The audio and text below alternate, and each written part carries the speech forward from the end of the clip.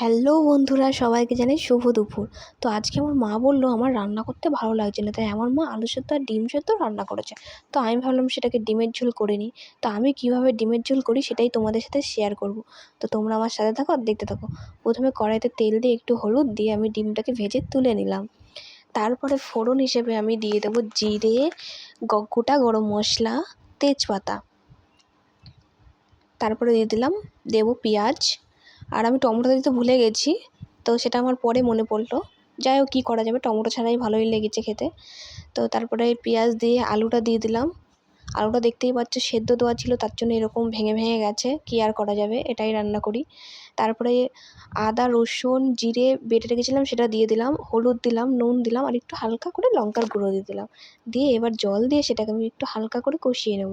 তো আমার দেখতেই পাচ্ছ কষানো হয়ে গেছে। এবার আমি ডিম দুটো দিয়ে ভালো করে নেড়ে নিচ্ছি। নেড়ে নেওয়ার পরে এবার আমি জল দিয়ে দেবো। জল ঠল দিয়ে একটু ভালো করে ফুটিয়ে তারপর আমি কাঁচা লঙ্কা চিড়ে রেখেছিলাম সেটা আমি ওপরে দিয়ে দিলাম। আমার রান্না হয়ে গেছে। তো কেমন হয়েছে তোমরা অবশ্যই জানিও।